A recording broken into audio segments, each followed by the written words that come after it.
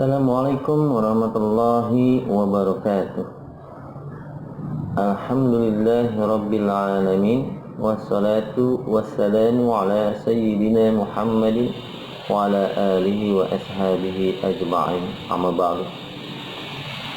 Hadirin yang dimuliakan Allah Subhanahu wa taala, sebagian dari kita ada saja yang belum bisa menerima perbedaan dalam berislam, merasa paling benar dan menyalahkan sebagian yang berbeda dengan golongannya. Bahkan tidak jarang juga yang berani mengkafirkan saudara seagamanya hanya karena beda persepsi. Dan yang lebih parahnya lagi, ada yang mendeklarasikan golongannya bisa masuk surga, sedangkan yang lain harus merasakan panasnya sisa api neraka terlebih dahulu.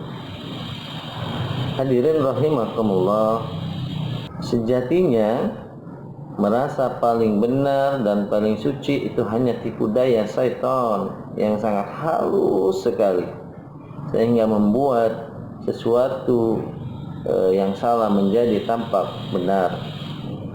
Allah Subhanahu wa taala berfirman dalam Quran surat An-Najm ayat 32. Bismillahirrahmanirrahim. Huwa a'lamu bikum id ansa'akum minal ardi wa id antum ahinnatun fi butuni ummahatikum fala tuzakku anfusakum huwa a'lamu biman ittaqa. Artinya, dan dia lebih mengetahui tentang keadaanmu ketika dia menjadikan kamu dari tanah dan ketika kamu masih janin dalam perut ibumu.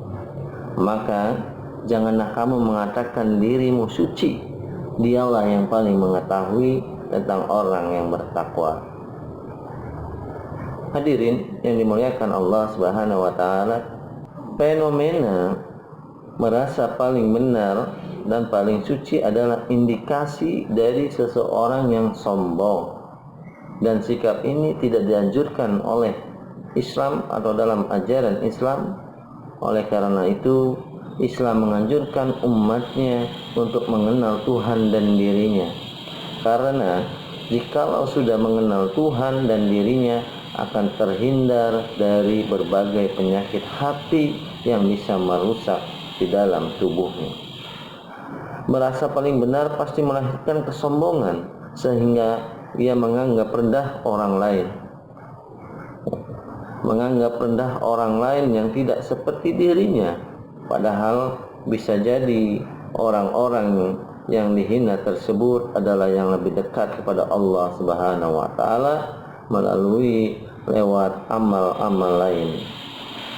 Imam Ibnu Qayyim Al-Jauziyah rahimahullah dalam Madaris As-Salikin berkata, yang artinya, jika Allah Ta'ala membukakan untukmu pintu atau memudahkan sholat malam, jangan memandang rendah orang yang tertidur. Jika Allah membukakan untukmu pintu puasa sunnah, janganlah memandang rendah orang yang tak berpuasa. Dan jika Allah membukakan untukmu pintu jihad, maka jangan memandang rendah orang yang tak berjihad. Ya, kalau dikasih pintu untukmu pintu jihad, maka jangan memandang rendah orang yang tidak berjihad. Sebab kata Ibnu Qayyim, bisa saja orang yang tertidur, orang yang tidak berpuasa sunnah, dan orang yang tak berjihad itu lebih dekat kepada Allah ketimbang dirimu. Demikian perkataan Ibnu Qayyim Al-Jauziyah. Hadirin jamaah yang dimuliakan Allah Subhanahu wa taala. Kemudian Imam Ibnu Qayyim melanjutkan, apa kata beliau? Wa innaka an tabita na'iman wa tusbihu nadiman khairum min an tabita qa'iman wa tusbihu mu'azziban. Fa innal muhiba la yas'udu lahu amal. Beliau berkata, sesungguh engkau ketiduran sepanjang malam lalu menyesal di waktu pagi itu lebih baik daripada melewati malam dengan ibadah tapi merasa bangga di pagi hari. Itu karena orang yang sombong amalannya tidak akan naik ke sisi Allah Subhanahu wa taala. Hadirin rahimakumullah, dari penjelasan tersebut sebagai muslim sudah seharusnya kita selalu merenung dan berintrospeksi diri bahwa kenikmatan yang kita miliki, yang kita dapatkan sejatinya karena anugerah, semata-mata anugerah dari Allah yang diberikan kepada kita. Kenikmatan itu bisa saja Allah cabut dalam sekejap mata. Kapan saja Allah mau, maka lenyaplah kenikmatan tersebut dari kita. Dunia itu selalu berputar, saudara-saudara. Hari ini kita berada di atas, bisa saja besok kita yang ada di bawah.